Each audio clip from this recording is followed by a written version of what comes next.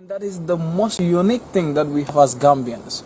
Like, we interact with one another, we live with one another. It doesn't matter how big the family is. We share everything, no matter how little it is. And people are content with that. That even if things are going hard, you can still observe smiling faces under each and every person that you meet along the street. So that is a plus for everybody in the Gambia. And that is why I'm a proud Gambian and a proud African. And I believe I can make it. And I'm going nowhere but in the Gambia. Nobody is going to do it for us. That's right. If we are all running away, when are we going to make it? We have to stay in Africa, develop in Africa, and then show to the world that Africa have a better image than the one they portray in the West. I think this is what we all need to do as Africans.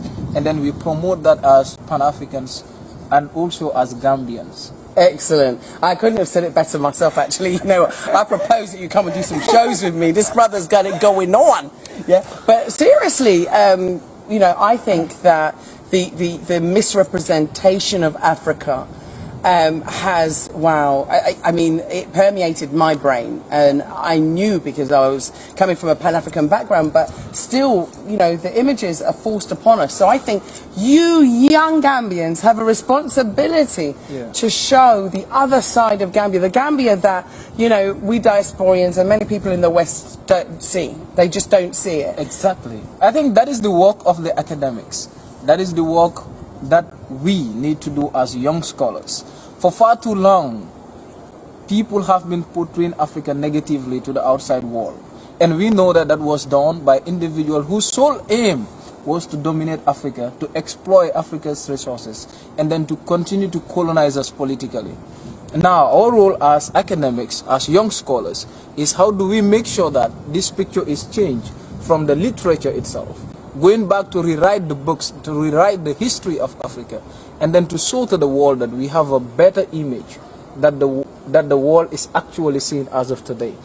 And then you also come to realize that we need to invest in Africa, because foreign investment always leads to capital flights and etc. Because people who come in and invest, at the end they can take all the resources, and then you come to realize that it becomes another challenge for us. But when Africans invest, the money stays in Africa, which is a plus. It can enhance, it can help when it comes to employment, when it comes to coming up with all the facilities and then enhancing the development that we own, that we all desire as Africans and etc. I think that is what we need to do as we speak, and that is what we all Africans need to be thinking into that particular line, like trying to see how we can repent that particular picture shown by the outsiders about Africa.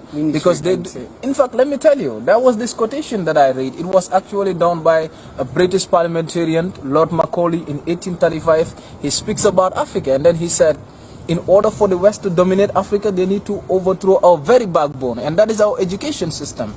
When we believe that everything that is Western is correct, then they can dominate us forever. Exactly. And that is 1835. They've been working on those bases.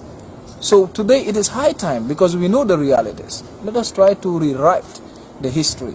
Let us try to work again and attract investment in Africa.